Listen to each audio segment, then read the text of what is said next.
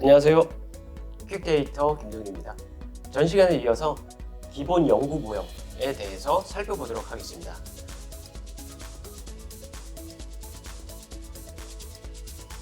우리가 연구 문제를 선정해서 이제 연구 가설과 연구 모형을 수립을 하게 되는데, 연구 모형을 수립할 때 크게 변수는 네 가지로 볼 수 있어요.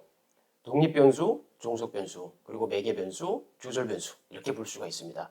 그래서 일반적으로 우리가 제시된 연구 모형에 따라 연구 문제 해결에 도움이 되는 정보와 지식을 검증하기 위해서 가설을 이제 선정하게 되는데, 그 가설에 따라서 연구 모형을 수립하게 되는 거죠. 이 도식화 시켜야 되는 거죠. 독립 변수가 매개 변수에 미치는 영향, 그리고 독립 변수가 종속 변수에 미치는 영향, 그리고 매개 변수가 독립 변수와 종속 변수 간 관계에서 매개 변수가 매개 역할을 하는지, 또 독립 변수와 종속 변수 간 관계에서 조절 변수가 조절 역할을 하는지, 이거에 대해서 우리가 이제 모형을 수립을 하게 되는데요. 일반적으로 이렇게 그 삼각형 모형이 이제 수립이 돼요. 조절 변수가 없다면 독립, 매개, 종속, 삼각형, 그 다음에 독립, 종속, 조절, 이렇게 또 역삼각형의 모형이 수립이 되는 거죠. 이게 일반적으로 삼각형 모형을 많이 수립을 하게 되는데요. 가설을 설정할 때 있어서 우리가 지금 화살표, 이 독립에서 매개로 가는 화살표, 매개에서 종속으로 가는 화살표, 또 독립에서 종속으로 가는 화살표, 독립과 종속 사이에서 조절 변수로 가는 조절 변수가 조절하는 이 화살표, 이런 것들이 그 가설을 설정하게 되는 거거든요. 참고로 물론 지금 조절 변수가 독립과 종속 변수 간 관계에서 조절 변수가 있잖아요. 그런데 선행 연구 기반했을 때 논리적 전개가 가능할 때 독립과 매개 사이에서 조절 변수가 있을 수도 있고요. 매개 변수와 종속 변수 사이에서 조절 변수가 있을 수도 있어요. 그래서 조절 변수, 이건 의미로 제가 여기다 이제 그 기술한 거고, 그 조절 변수는 어디든지 들어갈 수 있다. 단 논리적 전개가 충분해야 된다. 타당해야 된다. 그럴 경우에 조절 변수는 어디든지 들어갈 수 있다. 그런데 이제 모형을 수립했으니까 가설을 설정해야 돼요. 자, 그러면 가설을 어떻게 설정하냐면 H1, 독립 변수가 매개 변수에 유의한 영향을 미칠 것이다. 혹은 긍정적인 영향을 미칠 것이다. 그러면 긍정적 영향을 미칠 것이다. 혹은 정적인 영향을 미칠 것이다. 양적인 영향을 미칠 것이다. 그런데 부정적인 영향을 미칠 것 같아. 그러면 부정적인 영향을 미칠 것이다. 부적인 영향을 미칠 것이다. 음의 영향을 미칠 것이다. 이런 식으로 우리가 방향성 가설을 수립할 수 있습니다. 그렇죠?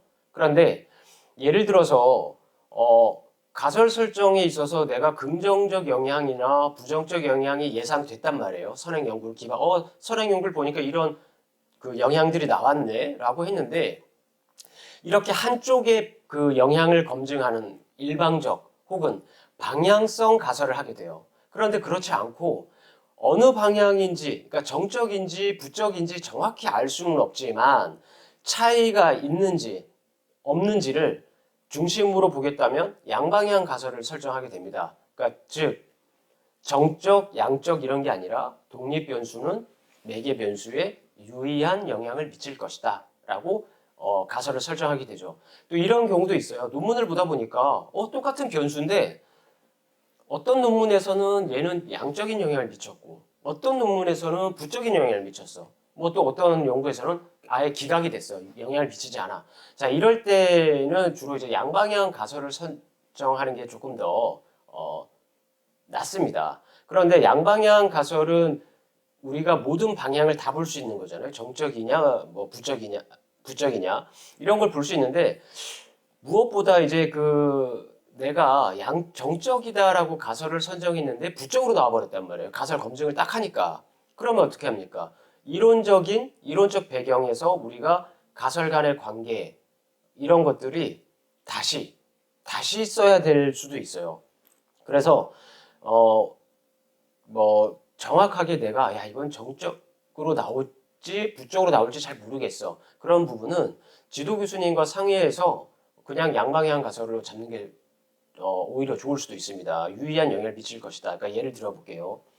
독립 변수는 매개 변수에 정적으로 영향을 미칠 것이다. 혹은 독립 변수는 매개 변수에 부적으로 영향을 미칠 것이다. 방향성 가설이죠.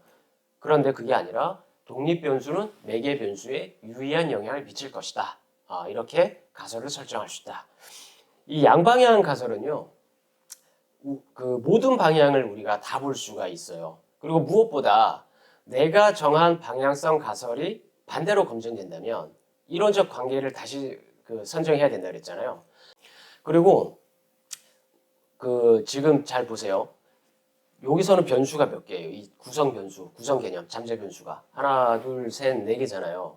그런데 독립 변수가 예를 들어서 품질 특성이 만족에 유의한 영향을 미친다라고 우리가 어떤 모형을 수립했다고 가정해 볼게요. 그런데 독립 변수 품질 특성이 뭐 예를 들어서 OTT, OTT의 품질 특성이 만족에 유의한 영향을 미칠 것이다라고 했는데 품질 특성이 하나면 괜찮아요. 근데 선행 연구를 보다 보니까 품질 특성이라는 변수 안에 하위 변수가 세 개가 있어. 즉 시스템 품질, 정보 품질, 서비스 품질 이렇게 하위 변수가 세 개가 있네요. 그러면 주가설은 품질 특성은 만족에 유의한 영향, 정적으로 유의한 영향을 미칠 것이다 라고 했는데 세부 가설을 수립해 줘야 돼요. 세부 가설은 품질 특성의 하위 아까 세 개라 그랬잖아요. 시스템 품질은 만족에 유의한 영향을 미칠 것이다. 정보 품질은 만족에 유의한 영향을 미칠 것이다. 또 서비스 품질은 만족에 유의한 영향을 미칠 것이다. 자, 그러면 가설이 몇 개가 됩니까? 3개가 되죠.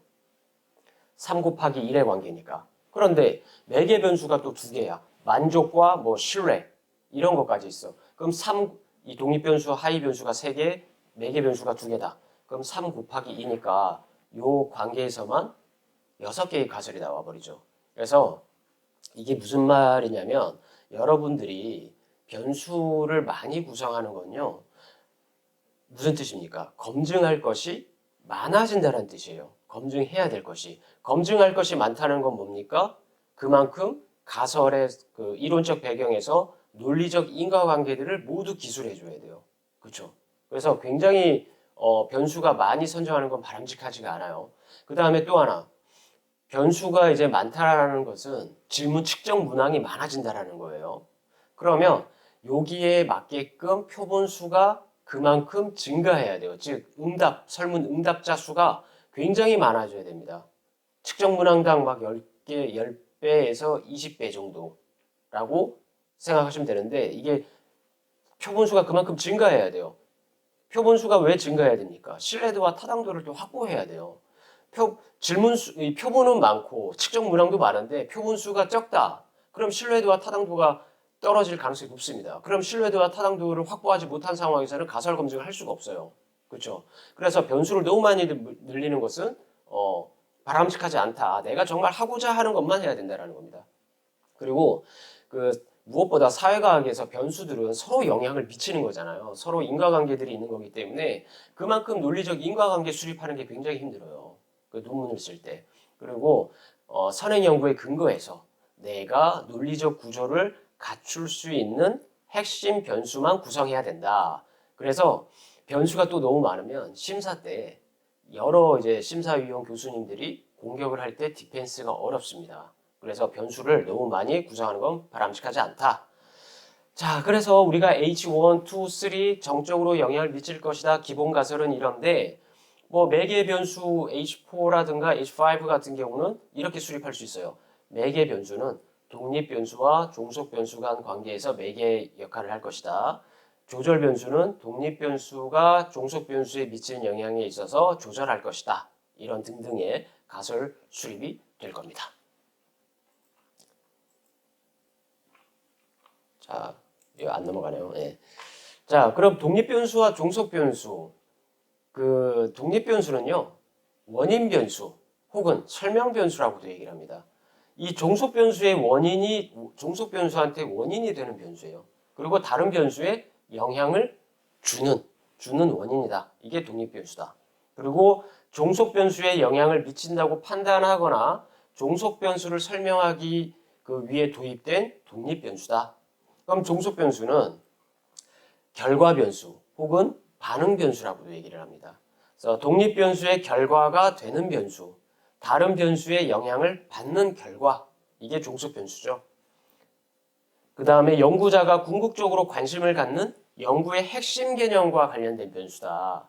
뭐 예를 들어서 내가 어떤 성과 측정을 하겠다. 직무 성과, 뭐 경영 성과, 혹은 삶의 만족, 뭐 브랜드 충성도, 뭐 이런 것들이죠. 등등의 최종적으로 그 결과를 받는 거. 물론 연구마다 틀린데 종속 변수가 이제 최종적으로 그 연구자가 관심을 갖는 거지만 또 어떤 연구에서는 독립 변수에 좀 더 그 관심을 두는 그런 연구들도 있어요. 근데 어쨌든 전반적으로 종속 변수의 그 모든 연구에 관심을 가지고 우리가 핵심 개념이 되는 변수다. 종속 변수가 그렇게 보시면 됩니다. 자, 독립 변수와 종속 변수 이게 가장 기본이 되는 연구의 이제 그 규명해야 될 거잖아요. 그래서 최종 종속 변수를 가장 잘 설명하는 변수가 무엇이고 그 다음에 변수 간에 어떤 구조적 인과관계, 영향관계가 있는지 검증하는 것이 독립 변수와 종속 변수의 가장 기본적인 규명하는 것이 연구의 목적이잖아요. 그리고 독립 변수와 종속 변수의 그 간의 관계에서 독립 변수는 시간적으로 선행돼야 됩니다. 원인이니까요. 독립 변수는 원인이니까 종속 변수보다 먼저 선행돼야 돼. 그렇죠? 그래서 예를 들어서 학교 폭력 예방 프로그램을 이수하면 학교 폭력이 감소한다와 같이 이렇게 선행돼야 돼요. 프로그램이. 그렇죠? 뭐 학교 폭력 예방 프로그램 이런 연구들도 있잖아요. 그러니까 프로그램 관련된 연구도 있잖아요. 실험 연구. 그래서 이런 것들이 선행돼야 되고 뭐 또 이런 것도 있죠. 학원 같은 데를 학원을 다니면 뭐 어떤 학업 그 의지가 높아진다. 학업 성과가 높아진다. 혹은 논문 컨설팅 이런 그 강의라든가 논문 컨설팅을 받다 보니까 저 의지가 올라가고 의욕이 올라가고 또 성과도 좋아지더라. 이런 것처럼 원인이 있어야 된다는 겁니다. 그 다음에 우선이 되는 변수가 바뀔 수도 있다. 그 우선이 되어야 하는 변수가 무엇인지 우리가 확인을 해야 돼요. 예를 들어서 학습 몰입이 높아지면 학습 성과가 높아지잖아요. 맞죠? 그런데 생각해 보세요. 학습 몰입이 높아지니까 당연히 성과도 높아지네. 이건 이제 추론할 수 있어요. 근데 반대로 학습 성과가 높은 그 아이들이 내가 성과가 이렇게 하니까 높네. 그러니까 몰입을 더 잘할 수 있어. 내가 좀 더 몰입해서 더 성과를 올려야지. 그러니까 학습 몰입이 높아지면 성과가 높아지는데 반대로 학습 성과가 높아지면 학습 몰입도 높아져. 그러니까 이게 뭡니까? 연구에 따라 달리 주장할 수 있는 거예요. 연구자는 그 여러 다양한 많은 선행 연구를 고찰해서 내가 선정한 가설에 독자들에게 논리적이고 그 논리적으로 설명하고 납득할 수 있게 우리가 해줘야 되는 거잖아요. 그래서 우선이 되는 변수가 무엇인지 확인해야 되는 겁니다. 그러니까 그 아까처럼 몰입이 높아지니까 성과도 높아져. 이거 맞네. 근데 성과가 높아지니까 몰입도 높아져. 이렇게 되니까 이 그 우선이 되는 변수가 연구에 따라 달라질 수 있거든요. 근데 여기서 전제 조건은 나도 납득이 되고 논리적인 전개로 이 추론이 맞다라는 것을 충분히 여러분들께서 진술을 해야 됩니다. 논문에서. 그 다음에 두 변수의 관계는 선행 연구로 기반해야 되는 거예요. 당연히 선행 연구 없이 그냥 아니 이렇게 되니까 이렇게 될 것 같지 않아요? 이렇게 하면 우리가 우문현답 그 궤변이죠, 궤변. 그래서 이런 것들을 꼭 선행 연구 기반해서 우리가 연구를 해야 된다라는 것입니다. 자, 여기까지 이제 하고요. 다음에 또 이어서 매개 변수와 또 조절 변수, 통제 변수에 관련해서 또 이야기 나누도록 하겠습니다. 감사합니다.